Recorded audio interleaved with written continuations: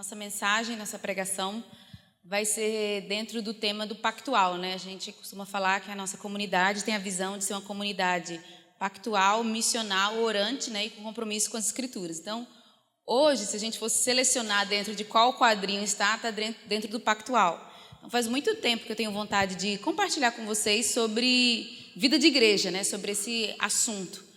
E então, se você quiser anotar aí, a nossa pregação de hoje chama-se A Arte de se Viver Igreja. Reflexões sobre comunhão cristã e vida em comunidade. Então, antes de compartilhar a palavra em si, eu queria sessão um momento a Impacto, propaganda da Impacto, né? Se bem que os livros aqui, nenhum vende na Impacto. Desculpa, Neto. Esse livro, Vida em Comunhão, do Bonhoeffer, eu li ele, eu fui muito edificada, então muito dessa pregação está aqui nesse livro. Eu terminei de ler ele ontem, inclusive. Então, o assunto de hoje é sobre vida de comunhão, mas dentro desse livro eu fiquei impressionada, eu queria muito indicar que vocês comprassem e lessem esse livro, eu nem sei onde é que vende, porque ele é da editora Sinodal, é mais lá do sul, em sebo, estante virtual. Esse livro, o Bonhoeffer vai falar sobre comunhão em si, é muito do que eu vou compartilhar, eu tirei desse livro, né? Então vou dar a autoria, mas ele vai falar sobre vida de oração, sobre orar os salmos, sobre meditação, oração coletiva, oração individual. Ele vai falar muito sobre confissão, né? Eu lembrei da pregação do Haroldo aqui esses dias, uns domingos atrás, sobre confissão de pecados, ele fala sobre isso. E aí eu estava lendo o livro ontem, cheguei num determinado momento, vou abrir umas aspas, tá, irmãos, antes de entrar na pregação. Eu estava lendo o livro e ele está descrevendo a vida em comunidade e como que é o dia a dia de uma comunidade, como deve ser o dia a dia de uma comunidade. Então ele começa desde a hora que a pessoa acorda e deve fazer sua oração, depois a oração em família no café da manhã, a saída para o trabalho, a volta para o trabalho, o momento da refeição ao meio-dia, que a família ora, depois volta para o trabalho, depois volta de novo. É linda essa parte. E no meio dessa parte eu encontrei um texto que fala sobre a unidade do dia. Ele vai falar sobre oração e trabalho. E eu fui tão impactada com aquele texto que eu pensei assim, gente, o Bonhoeffer parece que está aqui. Ele é incrível, acho que ele é um dos teólogos mais completos.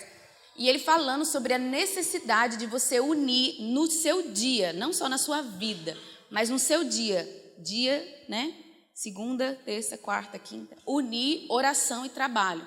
Então, nós somos uma comunidade que a gente tem um peso, uma visão de oração, não só oração individual, mas oração comunitária. A gente tem a sala de oração e a gente sabe que gerar uma cultura de oração comunitária é muito difícil. E ele falando sobre a necessidade que a comunidade tem de orar e a oração unificada à vida de trabalho. Então, eu sei que tem muita gente aqui que tem dificuldade, que está trabalhando fora e fica, ai meu Deus, a sala de oração, que triste e tal. Ou gente que não consegue vir na sala por questões de trabalho. Então, eu selecionei esse trecho do livro e imprimi. A Gabi vai distribuir, mas peraí, Gabi, porque eu não sei se vai dar para todo mundo. Então eu pensei assim, vou dar para quem mais está trabalhando fora. Então vamos começar pela as pessoas que mais trabalham e não ganham salário, as mães. Pode distribuir as mães que têm vida de trabalho e depois o pessoal que trabalha fora. Aí se sobrar a gente dá para os integrais. Então assim, isso não tem nada a ver com a pregação. Vou pedir até para vocês não lerem agora, lerem depois. Mas eu fui muito edificada quando ele fala de você levar a oração para o trabalho, o que é essa experiência de levar a oração para o trabalho e de ter um tempo de oração antes de ir trabalhar. Enfim, fui muito edificada. O Bonhoeffer realmente é incrível. Às vezes eu estou lendo ele, parece que eu estou lendo coisas assim, do IHOP, quando ele fala assim, de oração coletiva, de meditação na palavra, de orar os salmos, orar as escrituras, orar a palavra, né? Ele fala que a palavra é o nosso terreno firme. Então a gente não ora nossos desejos impuros somente, né? A gente ora a palavra.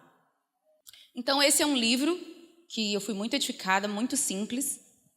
O outro chama Por que Amamos a Igreja. Foi um livro que a gente começou a estudar nas nossas reuniões de presbitério, mas parou. Que ele fala sobre a importância da igreja. Esse livro, na verdade, é uma resposta aos desigrejados, né? Hoje é um dos maiores movimentos que cresce no Brasil. Os desigrejados, as pessoas sem igreja, que não reúnem nenhuma igreja, são cristãs, vivem assistindo coisas na internet, né? Eu falo que tem uma igreja que congrega no YouTube, se alimenta de YouTube, das pregações de YouTube, mas não reúnem numa igreja, numa instituição física. Então, é uma baita resposta para essas pessoas E dentro desse livro eu também fui muito impactada, porque eu li esses dias, reli um trecho, e ele faz uma crítica ferrenha ao livro A Cabana, né, que voltou aí em forma de filme, porque no livro A Cabana, quem já leu ou viu o filme, existem muitas acusações contra a igreja, né? Não, tem Deus, mas tem a igreja. Eu relaciono com Deus, mas igreja não. A igreja é religiosidade, é problema, é instituição, as pessoas querem só dominar umas às outras. Então ele traz uma resposta a esse tipo de mentalidade que é contra a igreja, que quer viver isolado, sozinho. Então ele também defende muito a questão da igreja histórica, a igreja como instituição de Deus na terra, a igreja visível, né? Porque às vezes a gente fala, eu não vou à igreja, mas eu vivo igreja aqui, nessa mesa, né? Então ele faz uma certa crítica a esse pensamento aí, fala para a gente tomar cuidado, é muito bom. Eu vou acabar usando um pouquinho ele. E por último, esse livro aqui, que eu achei na biblioteca do CPP, perdido, empoeirado, nunca tinha ouvido falar, foi o título que me conquistou e eu fui e peguei ele. Comunidade, Lugar do Perdão e da Festa. Peguei esse livro lá no CPP, cheguei em casa, quando eu fui abrir, eu descobri que esse autor, Jean Vanier, é um francês, ele é o fundador da comunidade A Arca, não sei quantos já ouviram falar. Provavelmente você já ouviu falar do Henry Nouwen, né? Do Espaço para Deus. O Henry Nouwen tirou um período da vida dele nessa comunidade chamada A Arca, que é uma comunidade que trabalha com deficientes físicos e mentais.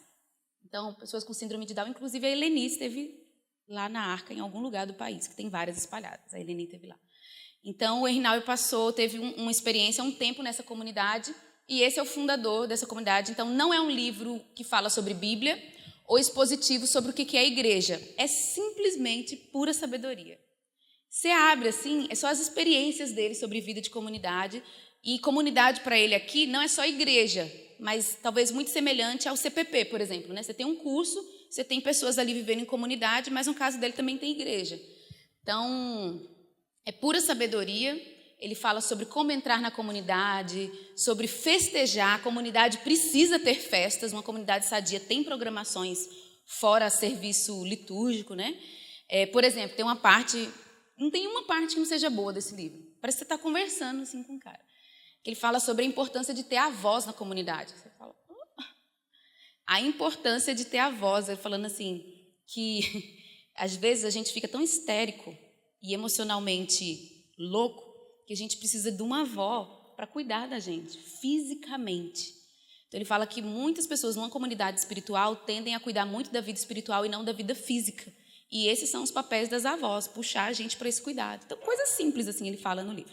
Então, é um livro que eu fui muito edificada, ainda não terminei de ler, estou lendo, eu abro assim, leio e acho maravilhoso. Por exemplo, ontem eu li uma parte que ele fala sobre crescimento. Toda comunidade tem medo de crescimento. Aí eu lembrei de uma comunidade aí. Que ele fala assim, a Arca começou muito pequena, a nossa comunidade. Depois ela foi crescendo. E as pessoas começavam a dizer, poxa, agora não dá mais para ter comunhão com todo mundo. Não dá mais para conhecer todo mundo. E as pessoas ficam com medo de quando a comunidade crescer, vai virar sei lá o quê, né? E as pessoas vão se perder. E ele fala, não, toda comunidade tem que crescer. Algumas não vão crescer por destino de Deus, porque Deus quer assim, né? Deus quer que ela seja uma comunidade profética pequena, mas o destino da comunidade é crescer. Então, a gente não deve ter medo de crescer e apenas criar estruturas que evidenciem as pessoas, né? Então, se você cria uma estrutura que as pessoas se relacionam, talvez não vai se relacionar com todo mundo, mas tem relacionamentos significativos, você não perdeu a essência da comunidade. Então, é um livro super prático e eu vou falar bastante sobre ele hoje. Mas, para começar, vamos abrir em 1 Tessalonicenses 4, capítulo 4, versículo 9. Mas quanto ao amor fraternal, não é preciso que eu vos escreva, visto que vós mesmos sois instruídos por Deus a vos amardes uns aos outros, pois é certo que já procedeis assim, com todos os irmãos da Macedônia. Irmãos, também vos exortamos a que vos aperfeiçoeis nisso cada vez mais. Essa é uma carta, um trecho da carta de Paulo aos Tessalonicenses, é uma carta incrível assim, sobre relacionamento do apóstolo com a igreja. Há muitos elogios e um dos elogios que Paulo faz a essa comunidade é em relação ao amor fraternal, né? Vocês já foram instruídos por Deus a se amar uns aos outros. E vocês já procedem assim. Paulo está elogiando, vocês são bons em amar uns aos outros. Mas Paulo não termina aí, ele fala, aperfeiçoeis. Então, nós temos um destino de amar uns aos outros, amar a Deus e amar uns aos outros, segundo o mandamento. E Paulo está preocupado no aperfeiçoamento, né? Então, eu queria orar antes da gente começar.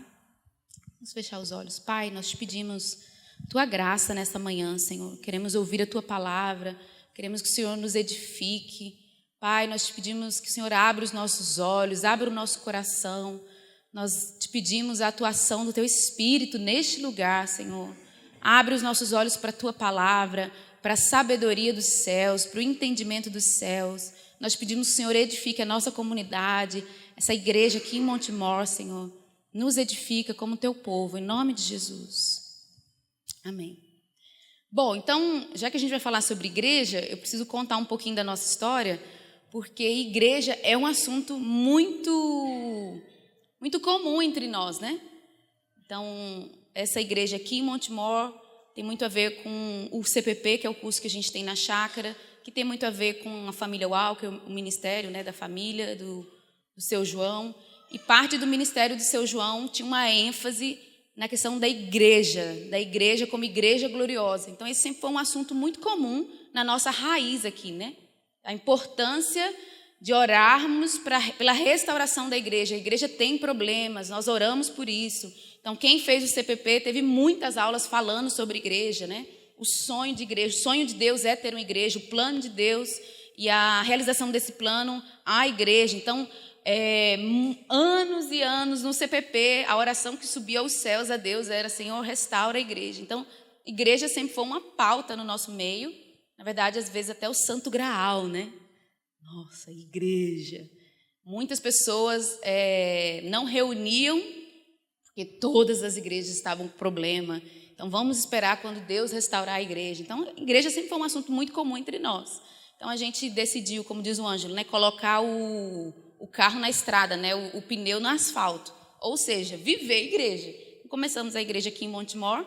Então, nós amamos esse assunto. Quando a gente estava preparando nosso texto de missão, de valores, a gente é muito centralizado na vida de oração, mas a gente jamais quer esquecer o aspecto pactual, a vida de aliança, a comunhão, porque esse é um DNA nosso. Então, igreja é um assunto já muito falado entre nós e já falamos, na verdade, já estudamos e ouvimos muitas coisas erradas, que Deus permitiu que nós corrigíssemos isso, né? Então, a gente está numa jornada desse assunto de igreja muito interessante, assim, que nós aprendemos muitas coisas, percebemos que essas coisas não funcionavam, mudamos algumas coisas, estamos disponíveis para Deus nos ensinar nessa jornada, né?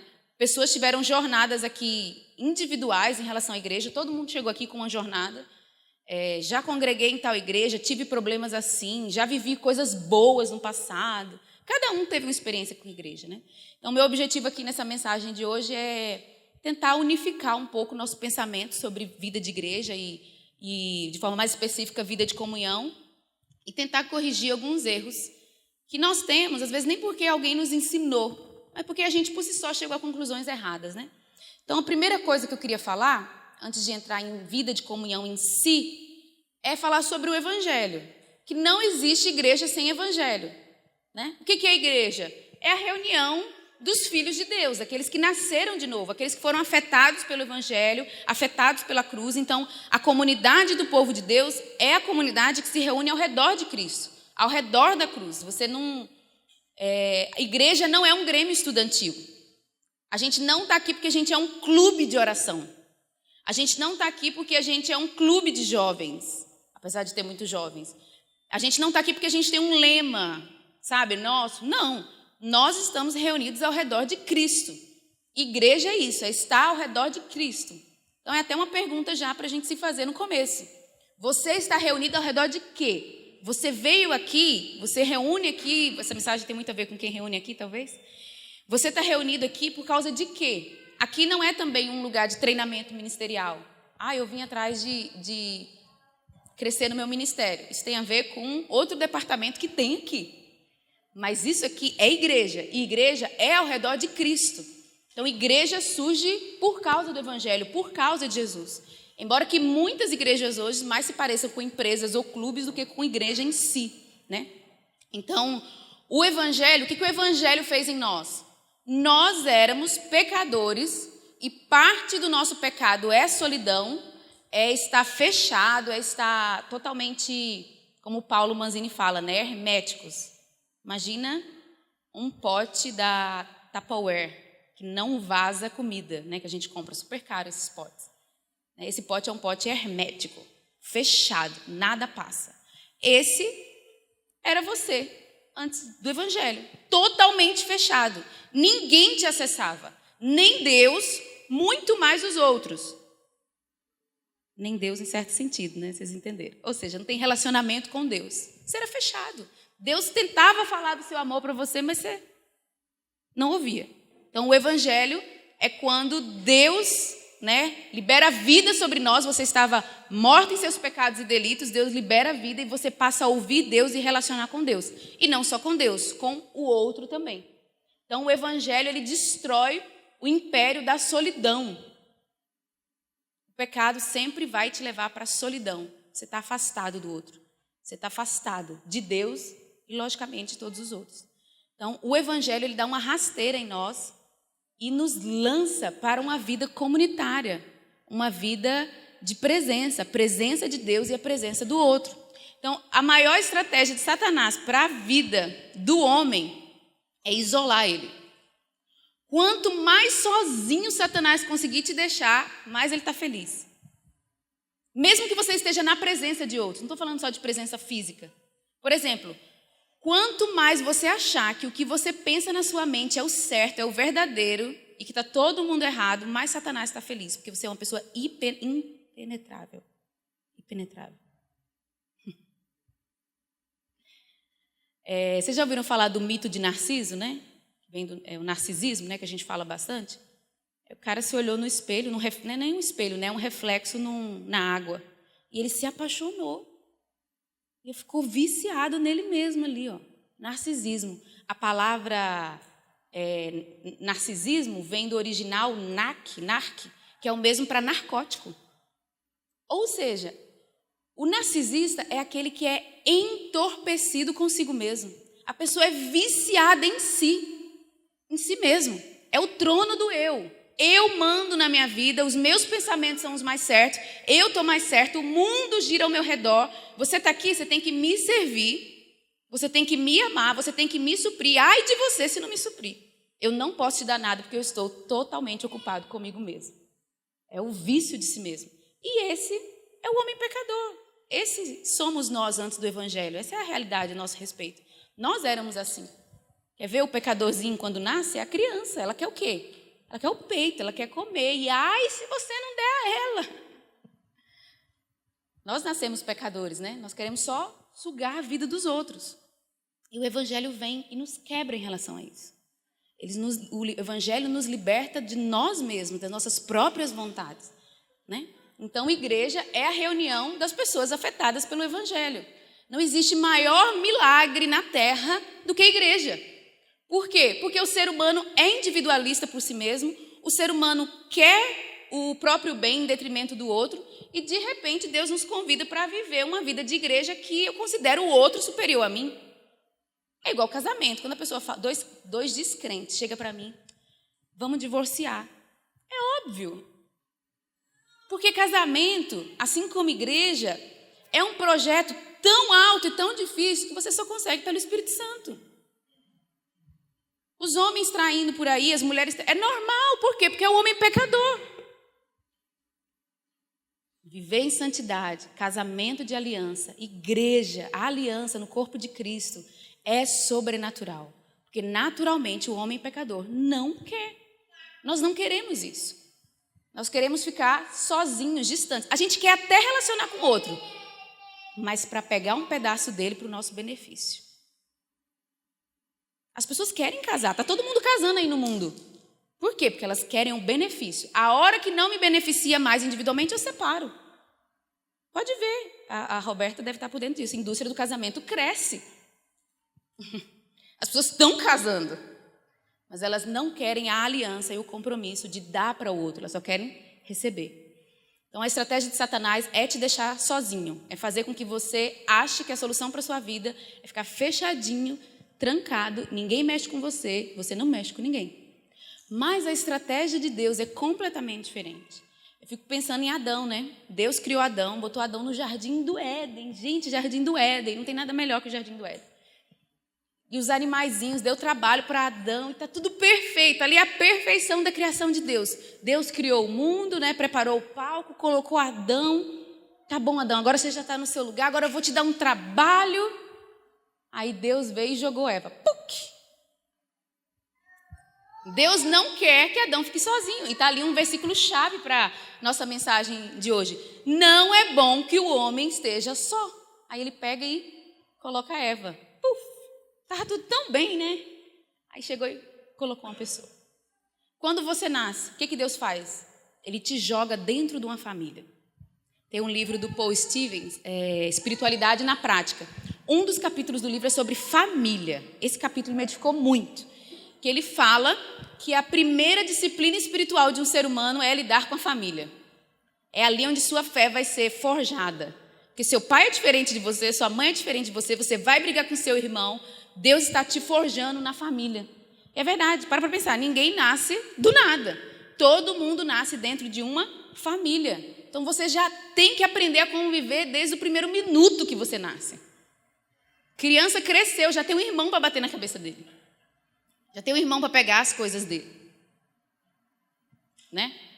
Então, a vida em comunidade é natural, Deus planejou.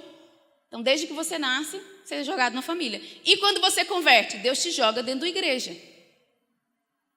O objetivo de Deus para a sua vida é que você não esteja só. A estratégia de Satanás é te isolar. A estratégia de Deus é te acolher. A conversão, a Bíblia fala, né? Nós entramos para a família de Deus. Deus nos acolhe, né? A Trindade, a família de Deus. Nós somos acolhidos por Deus.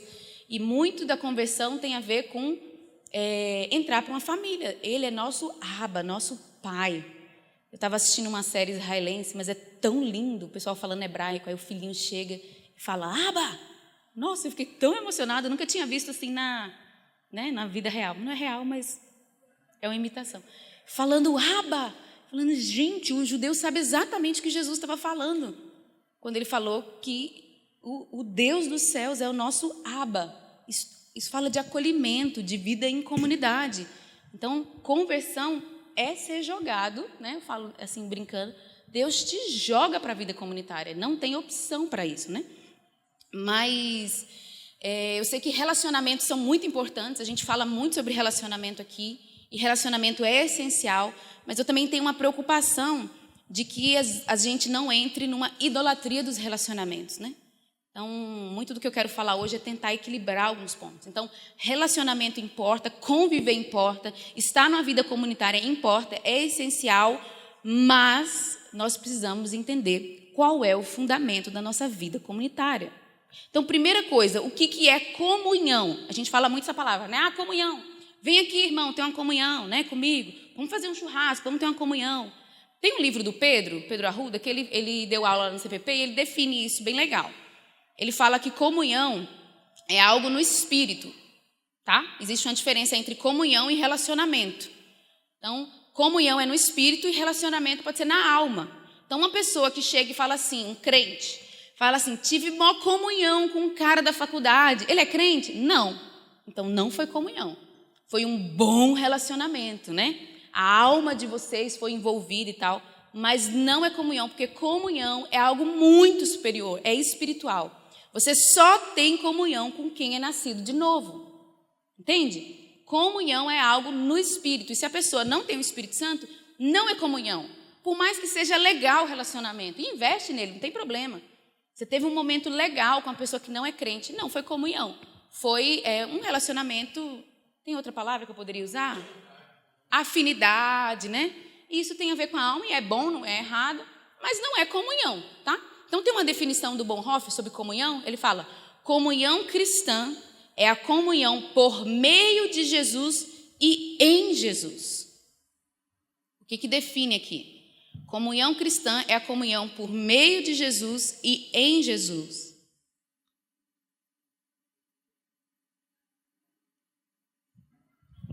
Significa que Jesus é o piso e o teto de tudo isso, né? Então, comunhão tem a ver com Cristo. É algo espiritual. É algo celestial. E nesse caso, o evangelho importa, né? Eu queria ler com vocês. Abre lá em 1 João. 1 João, capítulo 1, versículos 6 e 7. Vamos ler a partir do 5. Olha o que João fala. E a mensagem que dele ouvimos e vos anunciamos é essa: Deus é luz e nele não há treva alguma. Se dissermos que temos comunhão com ele e andarmos nas trevas, mentimos e não praticamos a verdade. Mas se andarmos na luz, assim como ele está na luz, temos comunhão uns com os outros, e o sangue de Jesus, seu Filho, nos purifica de todo pecado. Agora vamos ler o versículo 3, anterior. Sim, o que vimos e ouvimos, isso vos anunciamos. Espera aí.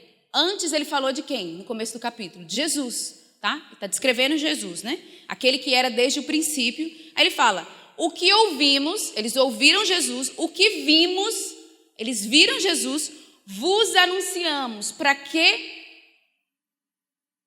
Olha aí na sua passagem. Para que também tenhais comunhão conosco. Qual é a base da comunhão aí para João? Jesus, ou melhor, o evangelho, porque ele fala, anunciamos. Eu vi Jesus, eu conheci Jesus, e eu agora estou pregando o evangelho, pregando a boa notícia do Jesus que eu vi para você. Para quê? Para que eu tenha comunhão com você. Então a gente precisa deixar muito claro que a nossa comunhão não é uma comunhão de time de futebol. Sabe aquela comunhão da galera do time de futebol? É uma comunhão natural, né? A gente está unido pelo time. Nossa, e é bom, tem uma sensação boa, né? Você se sente parte. A nossa comunhão não é uma comunhão de um grêmio estudantil, que a gente tem uma causa. Não. A nossa comunhão é diferente. É a comunhão em Cristo. Existe uma pessoa que é o centro da nossa comunhão. Então, o que é comunhão cristã? É a comunhão baseada em Jesus, tá? Em Cristo e por Cristo. Quem me liga ao irmão? Jesus. Mas como que acontece essa comunhão, né? Como que começa essa comunhão? Primeira coisa, começa com uma pessoa cristã. Quem que é o cristão da comunhão? Quem que é o um e o outro, né? Relacionando ali em comunhão. É uma pessoa que foi liberta de si mesmo. Lembra do narcisista? Ele foi liberto. É uma pessoa orientada para fora. O narcisista, o pecador, ele é orientado para dentro. O que importa na vida dele é ele, é o que ele está pensando. É gente que leva muitos pensamentos a sério. Você já viu? A pessoa está super preocupada com o quê? Com o negócio que está aqui na minha cabeça. Que eu estou achando que é verdade. É verdade. É verdade. Eu tenho certeza que passou aqui na minha cabeça. Você confia demais em si. Não pode confiar em si. Você é suspeito. Você tem que se suspeitar. Eu suspeito de mim o tempo inteiro. O pecador acha que tudo que ele pensa é verdade, porque ele está no império do eu. O mundo gira ao meu redor. Eu sou o certo. E ai de mim quem vier dizer que eu estou errado. A pessoa cristã, não. Isso foi quebrado na vida dela. Ela é pecadora, então ela desconfia de si o tempo inteiro. Eu lembro uma vez que um rapaz chegou para o Ângelo. Ei, rapaz, cuidado aí. Negócio de mulher. Aí ele veio ofendido para o Ângelo. Poxa, cara, você não confia em mim? O Ângelo, não, eu não confio nem em mim. Que dirá em você? Eu coloco marcos na minha vida para evitar o pecado? Não confia em mim, vou confiar em você.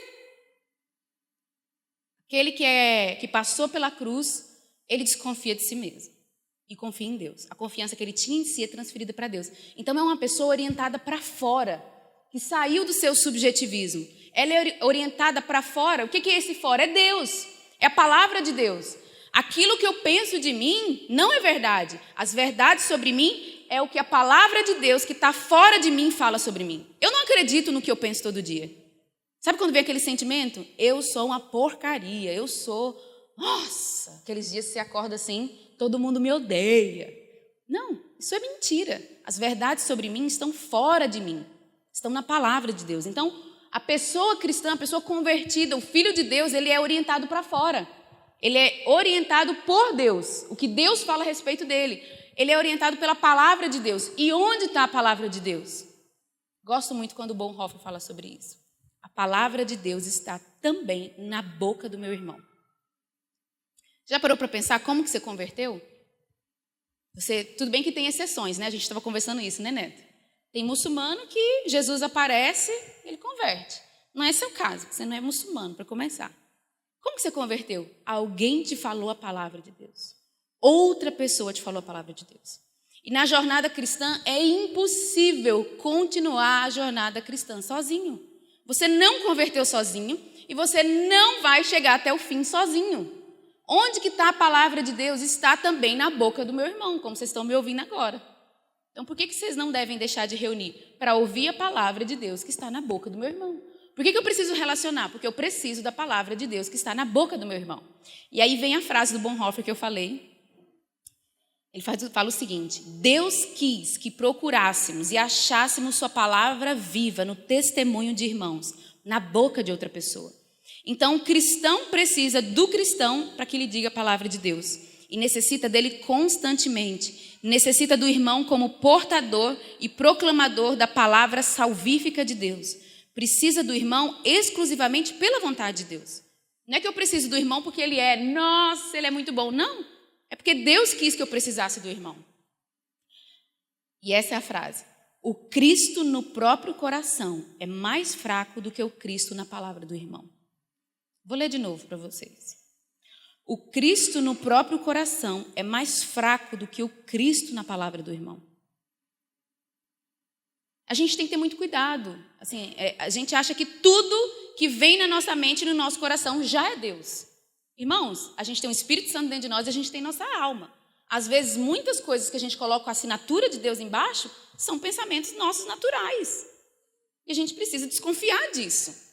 Sabe? Nós somos uma comunidade muito profética. A gente ouve muito de Deus, a gente tem experimentado milagres, mas desconfia de você. Desconfia do que o tal do Deus falou comigo, mesmo assim. Qual é a melhor forma de você testar o que Deus te falou? Traz para a Assembleia dos Irmãos. Traz. E é verdade.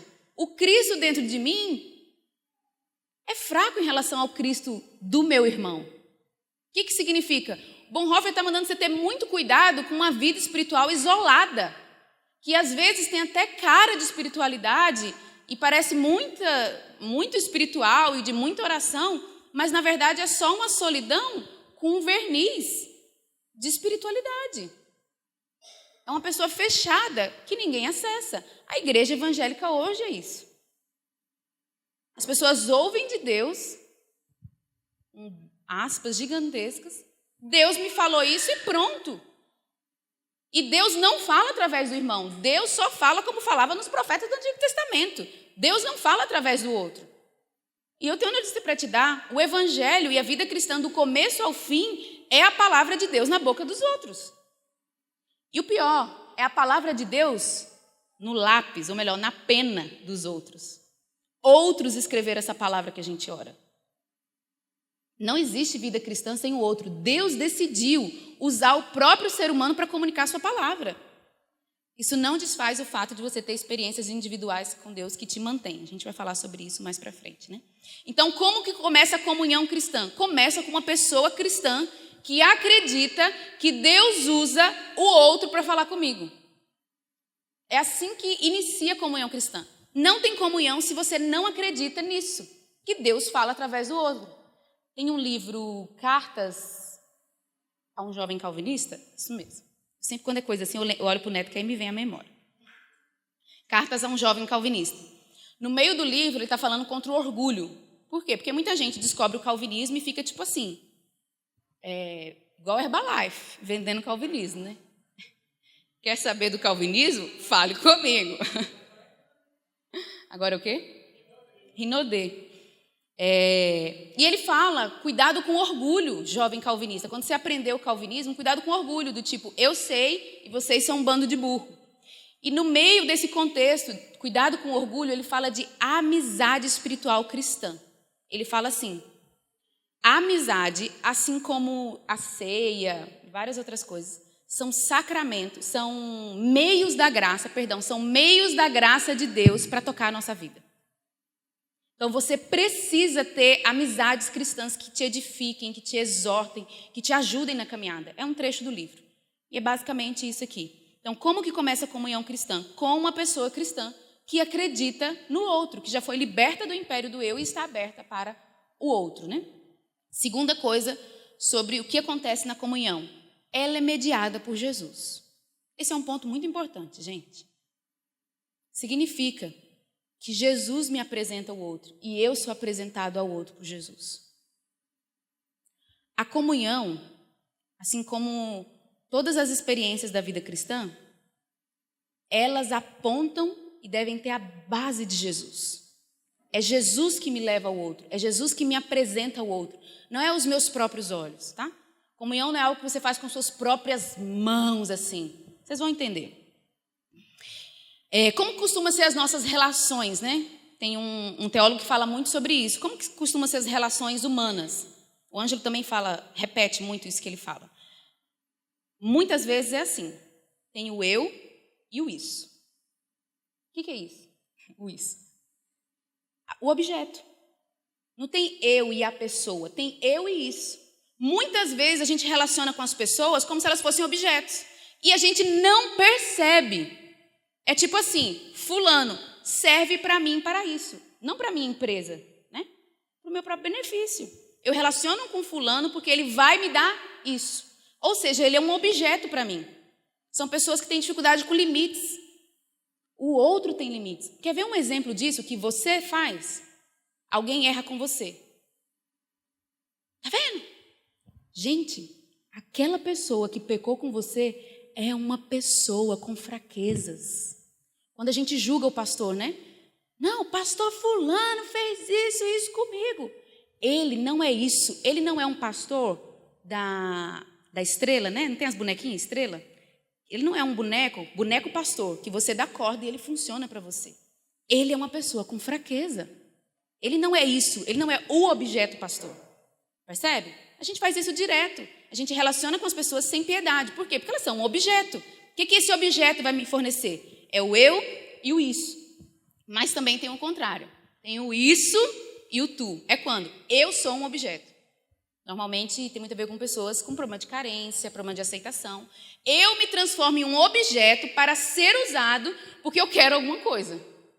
Então você só vai me amar se eu te servir, então eu vou lá te servir. Eu sou um boneco de serviço. Eu sou o boneco. Eu não me valorizo. Eu sou o nada.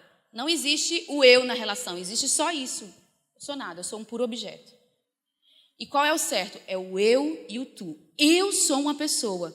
Eu tenho meus limites, eu tenho os meus desejos, eu tenho minhas qualidades, eu tenho a minha consciência, tá? E tem você. Você também é uma pessoa. Você tem limites, né?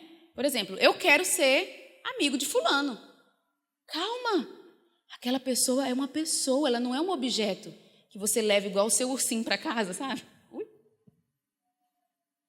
Por exemplo, meu sonho é ser amiga do Bono Vox. Gente, eu amo aquele homem, eu quero ser amiga dele.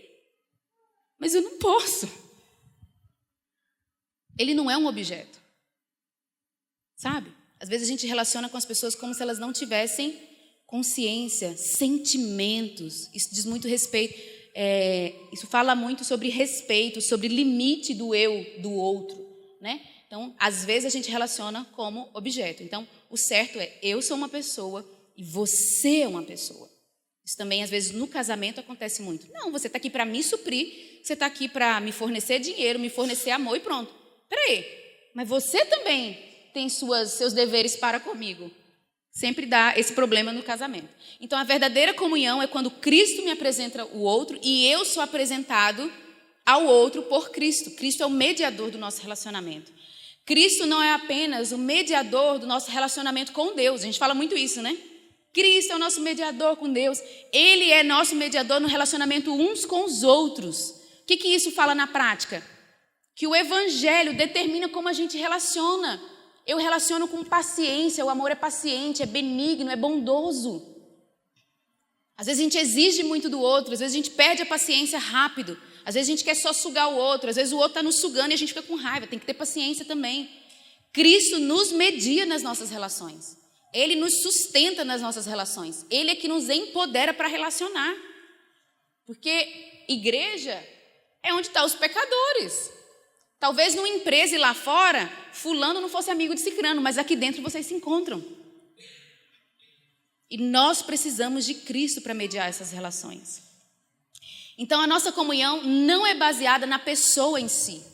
Eu não relaciono com fulano, eu não tenho comunhão com fulano só porque ele tem esse dom, porque ele é bom nisso e tal. Não! Eu tenho comunhão com ele porque ele é filho de Jesus, filho de Deus. Eu amo você não porque você é digno de amor em si, é porque eu amo Deus. E se Deus te ama, eu amo as coisas que Deus ama. E não só isso. No relacionamento com Jesus, a santidade diz respeito também a olhar para a pessoa como Jesus vê. E não é que eu sou falso, tipo assim, o Ezê é chato pra caramba. É um exemplo, tá, Ezê? Peguei você porque eu sei que você não ia... Nossa relação já é forte. Todo domingo é isso? Pronto.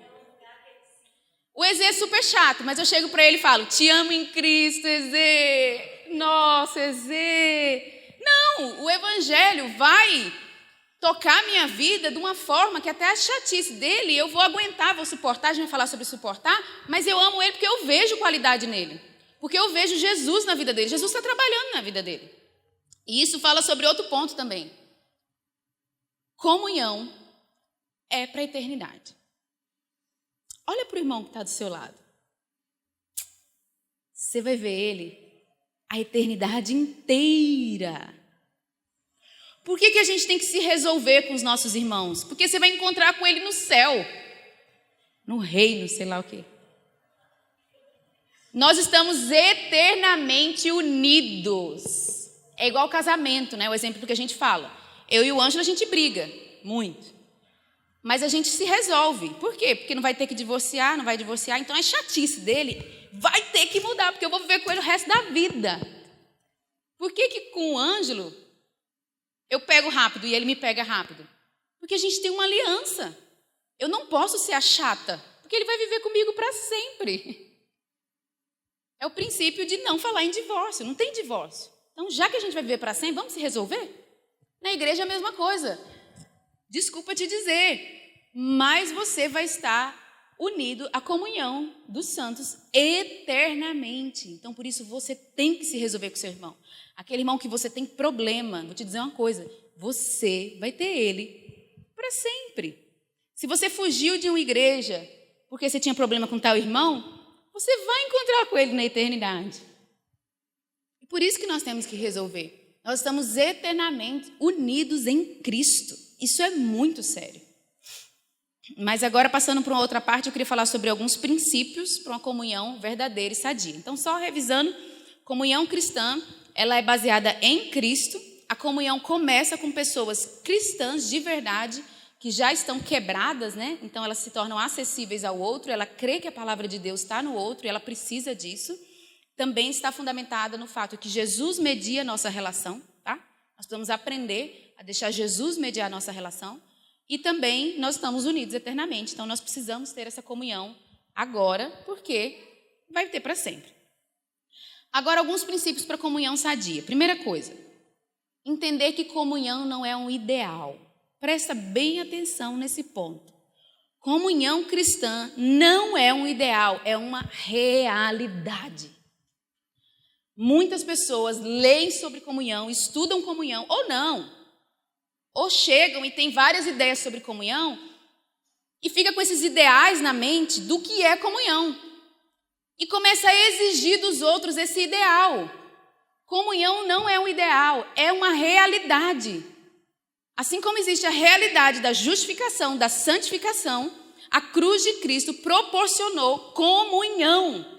Nós somos igreja de verdade? Ser convertido de verdade? Então, é uma realidade entre nós. Nós só precisamos tomar posse disso. Olha que coisa pentecostal. Tomar parte disso. Comunhão é um fato. Os crentes têm comunhão, vão ter comunhão. O problema dos ideais é que as pessoas chegam, o meu ideal de comunhão é que eu ia estar na casa do irmão de manhã, tarde, à noite, e aí eu ia dormir no meio do casal, eles iam me abraçar, e nós iríamos ser uma família feliz. Cuidado com os ideais. E cada um tem o seu. Às vezes você chegou com esse ideal aí, o outro chegou com outro. Não, comunhão, a gente ia andar, aqui a gente ia cantar em roda. Todo mundo dançando uma linda ciranda. Cada um tem um ideal. Que às vezes você lê em livros, sei lá, você tem um... E a gente idealiza a comunhão. E não só isso. Fala o Bonhoeffer, não eu, no livro. Muitas pessoas têm problemas emocionais e querem saciar eles na comunhão. Irmão, isso é muito sério. Você só vai conseguir ter uma comunhão sadia em Cristo com os outros se você primeiro sozinho encontrar com Jesus. Bonhoeffer fala isso. Só está apto para a comunhão quem já esteve sozinho consigo mesmo. Tem gente que é comunhão porque quer fugir da solidão de ficar sozinho. Até coloquei uma frase aqui. Deixa eu achar ela porque ficou bonita.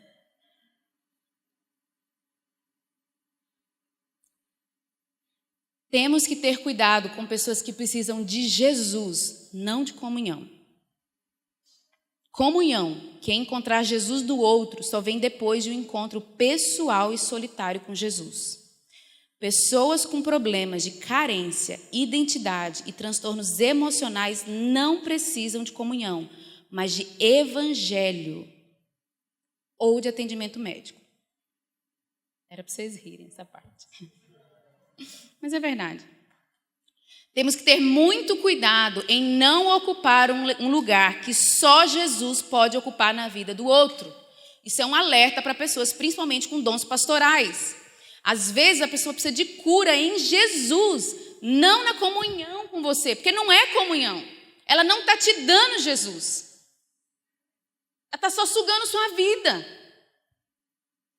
Se ficarmos alimentando uma dependência doentia, estamos atrapalhando uma libertação que vem só da experiência do encontro solitário com Jesus. Então, nós precisamos muito avaliar aquilo que nós chamamos de comunhão. Às vezes, comunhão são dependências doentias. É tipo assim, eu estou carente, então eu quero minha vida no outro. Não, isso não é comunhão. Você precisa de Jesus. Depois que você tem Jesus, você entra na comunhão. Na comunhão, você não tem só um te dando alguma coisa e o outro só sugando. É Jesus. É o compartilhar de Jesus, tá?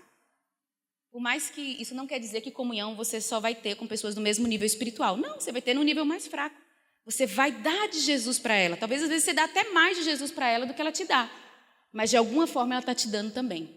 Nem que seja na experiência de você crescer no aconselhamento. Mas ela está te dando. Então, o primeiro ponto é entender que comunhão cristã não é um ideal, é uma realidade. Então, você não pode entrar para a comunhão com exigência. Exigência e expectativa quebra a comunhão. Tá? Imagina um exemplo. Uma jovem acabou de se casar com seu marido. Casou, passou a lua de mel e chegou em casa. Primeiro dia de casado. O marido chega para ela e fala, então... Minha expectativa, meu amor, para o nosso casamento é que você permaneça linda como no dia do casamento. Acorde com o cabelo escovado, acorde maquiada, faça aquele almoço, o café da manhã perfeito para mim. Não engorde nenhuma grama, por favor. Eduque os nossos filhos, trabalhe lá fora, desenvolva. Gente, se você fosse a mulher, como você se sentiria? Pressionada. E é isso que a gente faz nos nossos relacionamentos. É isso que a gente faz no nosso ambiente de comunhão. Eu quero isso, você tem que me dar isso. Não! Cuidado com expectativa.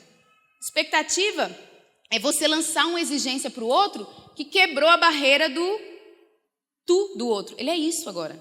Então você é isso, você é um robô na minha vida e eu tenho essas expectativas que você seja assim. Não! Expectativa você tem que ter em relação a você. Porque você pode trabalhar para ser, o outro não. Passou o limite, né? Então, como que se entra na comunhão? Bonhoeffer fala sobre gratidão. A gente tem fé para várias coisas. A gente tem fé que Jesus nos salvou, a gente tem fé que Jesus vai continuar nos salvando, nos purificando, que Ele vai voltar, mas a gente não tem fé para acreditar que o Espírito Santo vai gerar comunhão entre nós. Deixa eu pensar. tem comunhão aqui, tá vendo? Ai, meu Deus. Eu mesmo, o meu é assim, ai, meu Deus, tá vendo? Eu não estou tendo comunhão. Para ter comunhão, precisa ter fé. É igual casamento.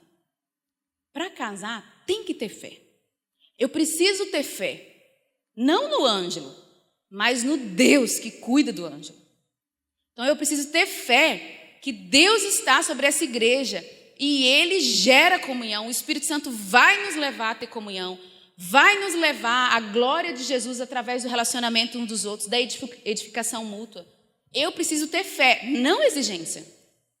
Exigência é o oposto da fé, é o controle. Eu não tenho fé que Jesus vai fazer, então eu mesmo vou fazer, ó, na força do meu braço, exigindo de todo mundo.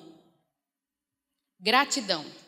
Celebrar as pequenas coisas para que venham as grandes.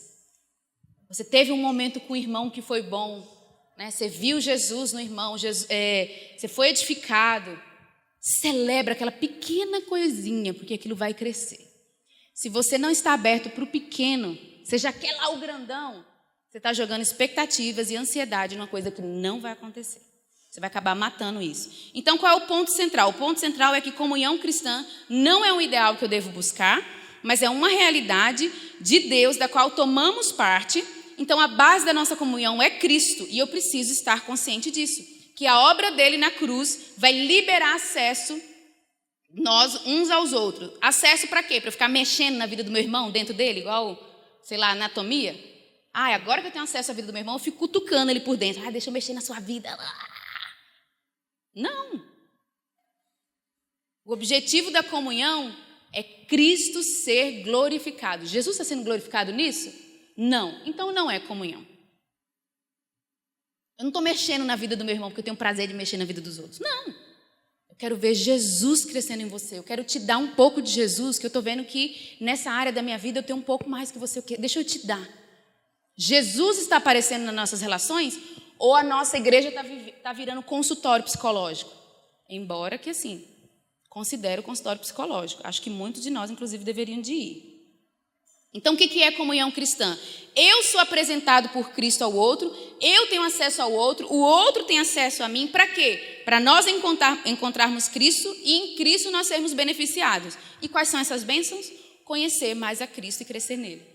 Então, quando fala que tudo vai convergir em Cristo, tudo converge em Cristo, tudo é por Ele, por meio dEle, para Ele, inclui as nossas relações de igreja e nossos ambientes de comunhão.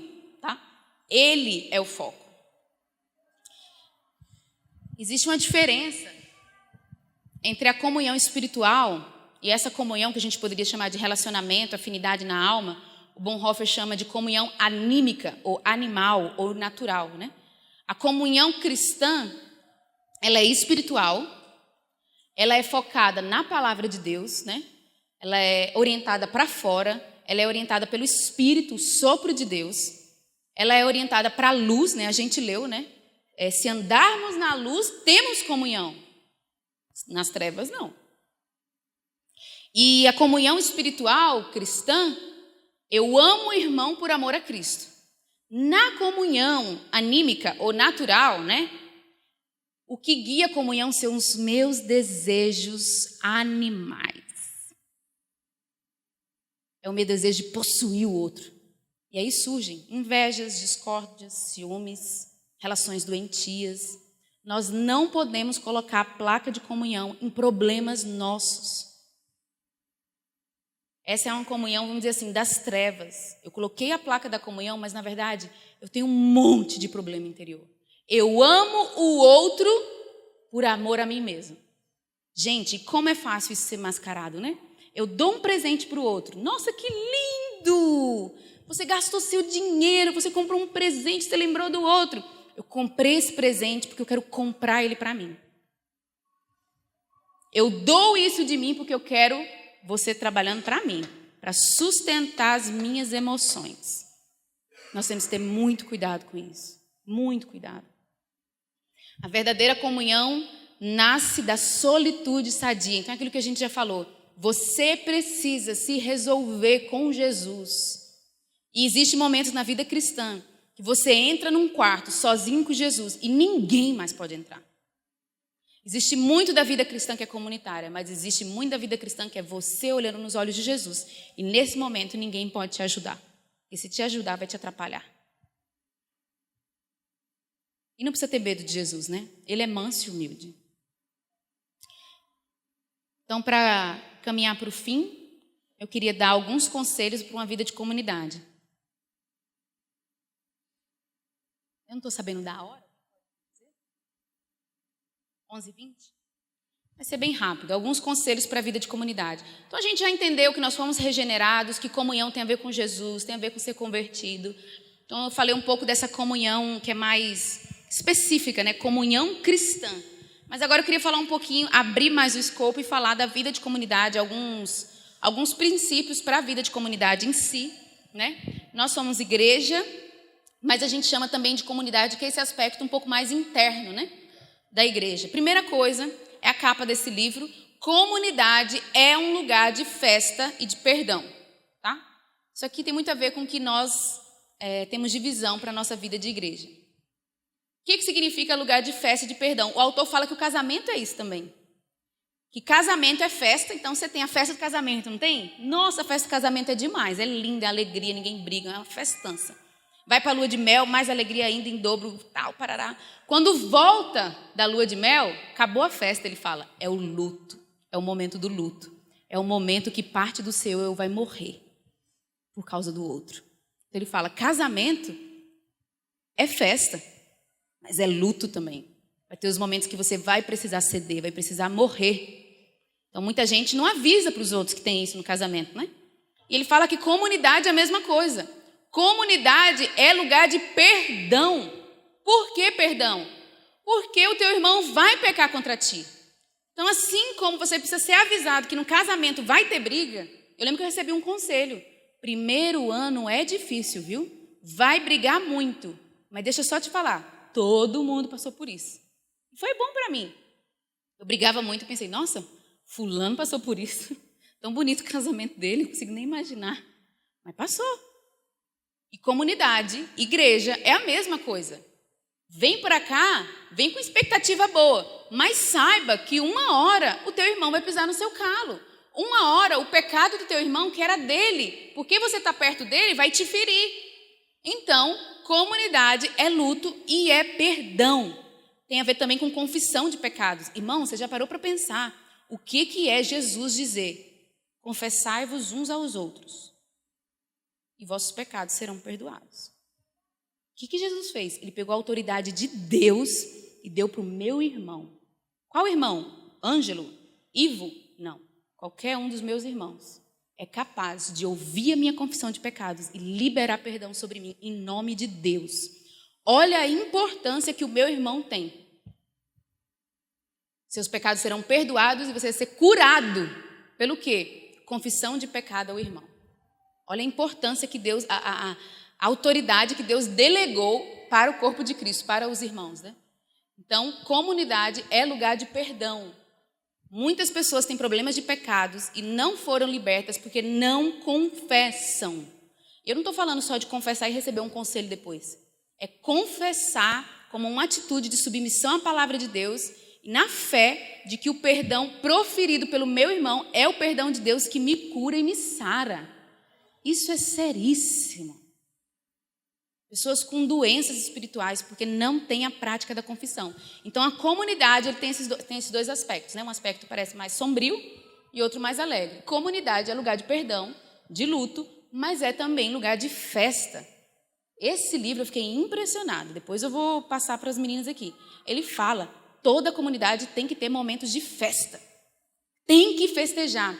Porque festa é celebração, nós precisamos celebrar. A gente celebra no domingo, né? Vamos dizer assim, no momento de louvor, é uma celebração a Deus, mas nós temos que aprender a celebrar uns aos outros. Ele cita um exemplo aqui, no livro do Jean Vanier.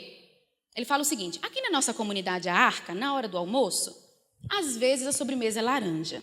Quando isso acontece, nós começamos uma guerra de cascas e sementes. Aí eu me lembrei do CPP, né, pessoal? Nossa, que infantilidade! Nosso Jean Vanier, o mestre da França, de vida de comunidade, ele dá aula para freiras, dá aula em igrejas. Eles tinham guerra de laranja. Por quê? Ele falava, tem pessoas que na comunidade não sabem, não conseguem se expressar verbalmente, mas na hora da guerra de laranja, ela se solta, ela expressa seu amor, seu carinho, sua diversão. A comunidade precisa proporcionar momentos que pessoas que têm dons diferentes vão se sentir à vontade, vão relaxar. Ele falou, pessoas que têm problemas umas com as outras na hora da guerra, tipo assim, se resolve. E ele conta que ele deu uma palestra sobre isso num convento de freiras. E aí, naquele dia da palestra dele, qual foi a sobremesa? Laranja. E estava lá um arquidiácono, um arquebispo, sei lá o que lá, que não tinha ouvido a mensagem dele. Na hora da sobremesa, todo mundo comeu uma laranja, começou a guerra. E ele falou, eu fiquei tão feliz de ver uma freirinha, que era uma das mais simples assim na hierarquia, tacou a casca no nariz do arcebispo. Ou seja, tipo assim, acabou com qualquer tipo de elitismo, e eles tiveram uma comunhão ali. Eu achei tão interessante. Uma prática aí, uma disciplina espiritual. Então ele fala que comunidade também é lugar de celebrar, tá?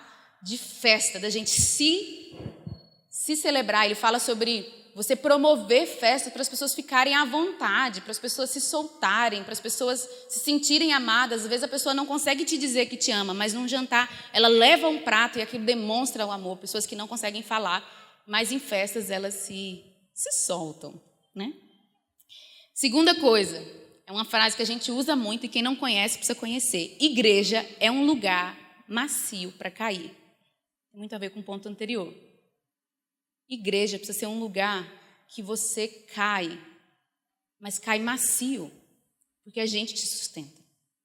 Quando você peca, quando você é pego numa fraqueza, você é pego, mas é um lugar macio para cair. É um lugar que tem acolhimento, tem perdão, tem cuidado. É um lugar que nós podemos ser nós mesmos, né? Essa é uma frase de um livro, né? Igreja, um lugar macio para cair. Então, não tenha medo de assumir suas feridas, suas fraquezas, andar sem máscara, viver tranquilo em paz com quem você é. Você tem problema? Tudo bem.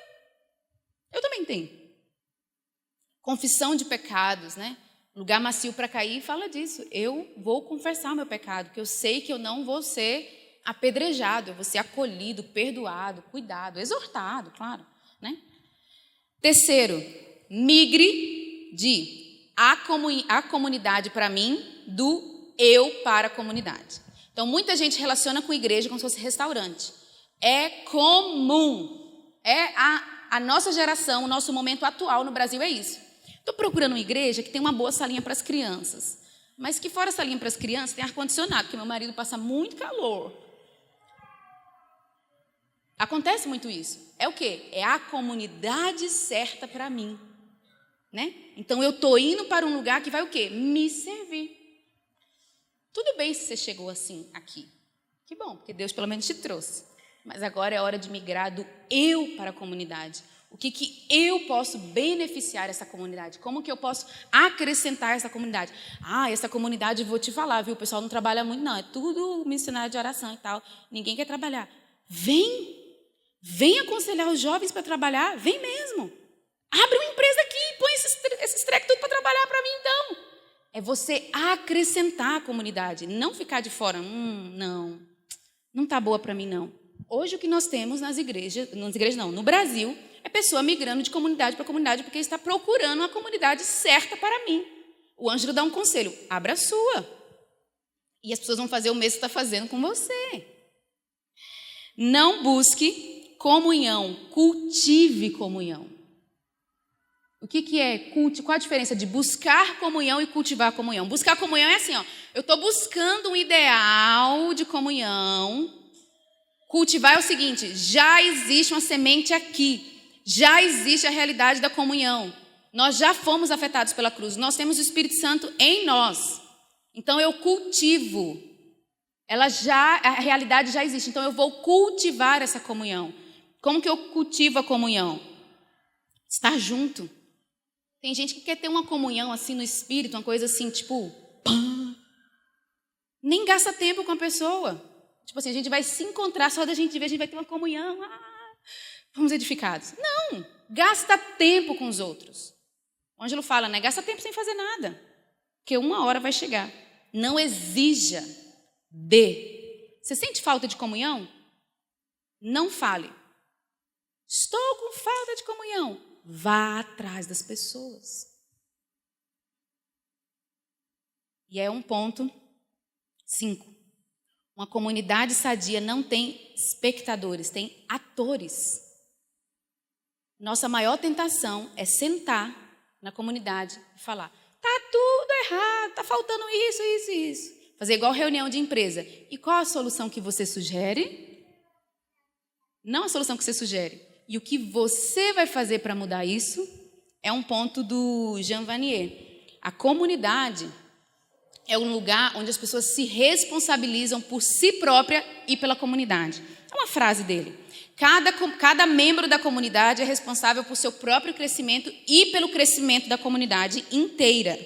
Uma comunidade cresce verdadeiramente quando cada membro introjeta a visão de mundo e o espírito dela em seu coração e sua mente. E isso acontece quando a pessoa escolheu a comunidade tal como ela é e se tornou responsável por ela. Será que você já aceitou essa comunidade como ela é? Eu aceitei. Esses somos nós. Nós somos bons nisso, mas nós temos dificuldade naquilo. E eu vou caminhar junto.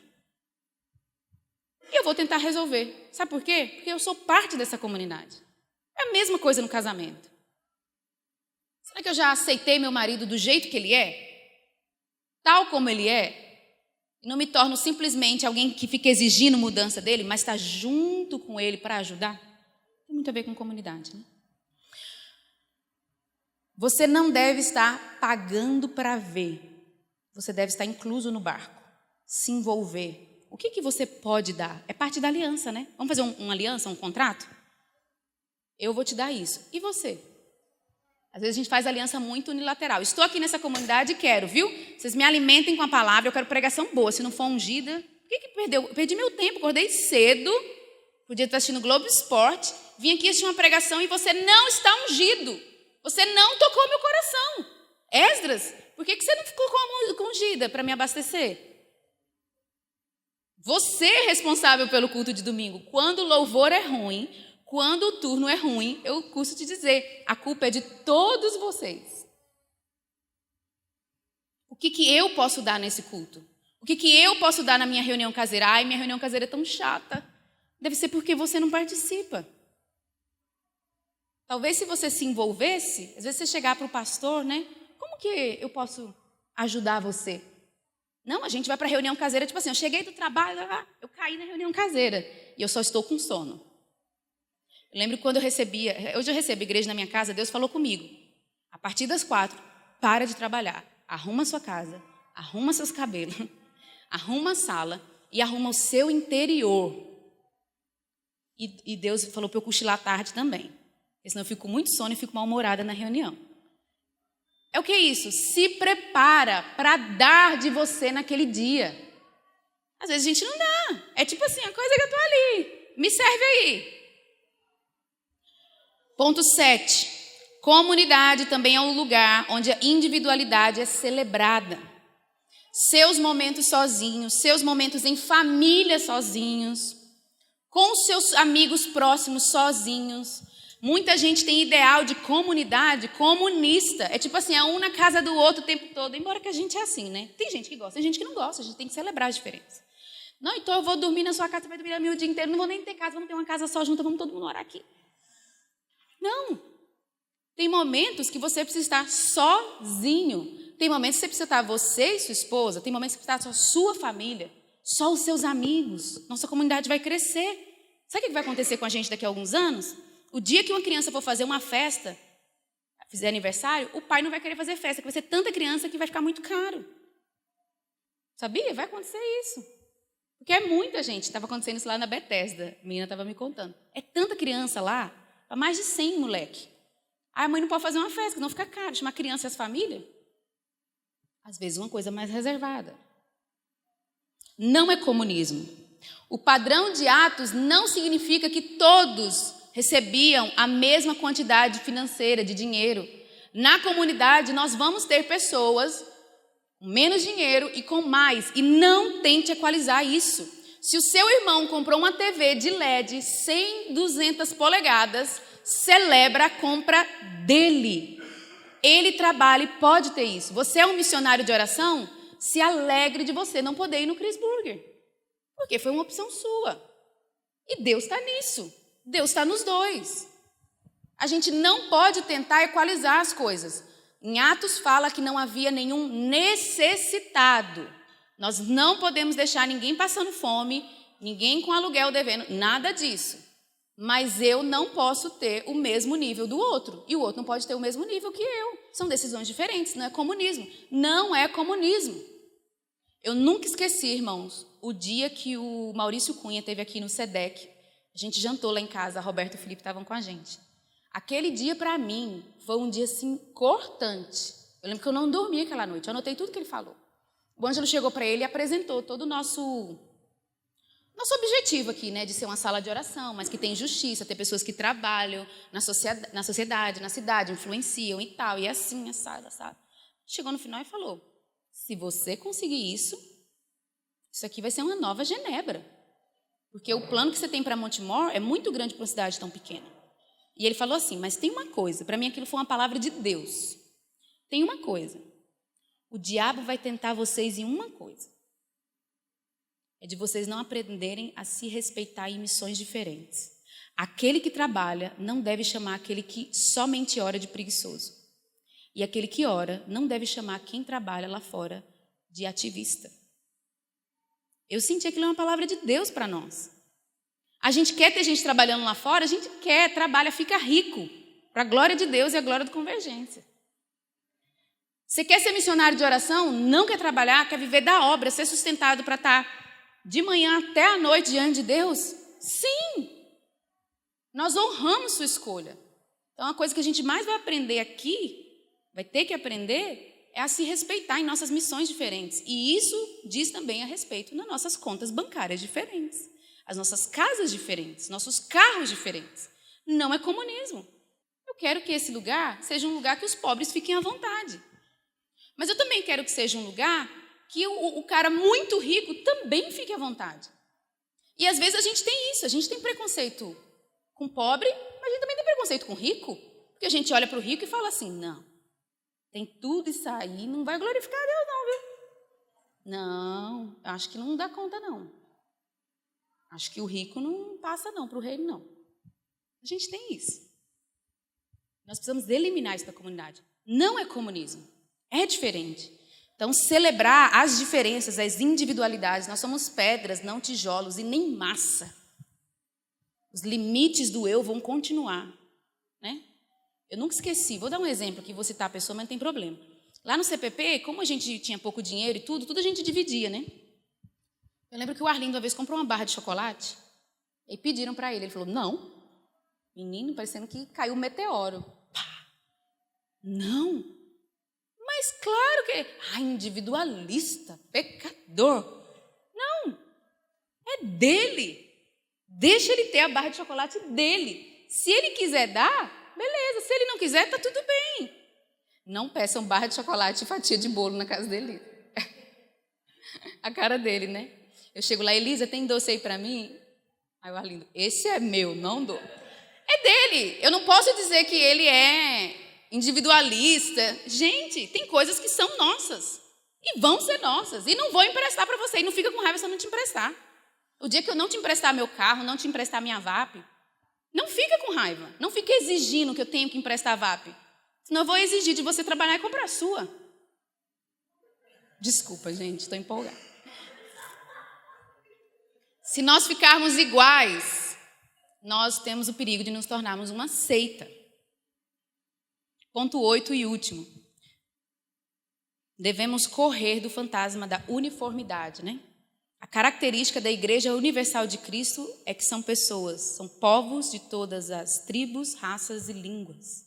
No Pentecostes, quando nasceu a igreja, cada um entendia na sua própria língua, né? Se Deus gostasse de uniformidade, todos nós seríamos judeus e deveríamos falar hebraico. Mas não, Deus permite que a gente adore Ele com a nossa própria língua, a nossa própria cultura. Embora a comunidade vai ter uma característica própria, né? A gente vai ter uma característica própria nossa, né? As pessoas vão olhar de fora, o pessoal do Convergência é meio assim. Mas internamente nós podemos ter nossas próprias características e isso deve ser respeitado, tá? Então, é bom que a comunidade tenha jovens, velhos, crianças, casados, solteiros, celibatários, glória a Deus, ricos, pobres, pessoas que investem em casa, que decoram casa. Olha eu puxando para mim. Pessoas que não decoram. Pessoas que têm um carro melhor, outras que não. E nós devemos nos respeitar em todas as nossas diferenças, né? E por fim, uma comunidade de Jesus é sempre uma comunidade em crescimento. Então, nossas portas precisam estar abertas para novas pessoas, né? Até um ponto. Nós não devemos nos unir para dentro. Tipo, olha, pronto, chegamos nesse número, não deixa mais ninguém entrar. Já viu o clubinho de criança? É assim, nós somos o nosso clube, não deixa ninguém mais entrar. Não, igreja é uma porta aberta, sempre vai chegar gente nova. E nós precisamos aprender a acolher, né? Não ter medo do crescimento, mas investir em acolhimento. Será que nós estamos acolhendo as novas pessoas que têm chegado até nós, né? Será que nós estamos abraçando? Será que nós somos uma comunidade acolhedora, né? Uma igreja que acolhe, que recebe, como Jesus recebeu. Então, não ter medo do crescimento e não ter medo também da acolhida. Amém?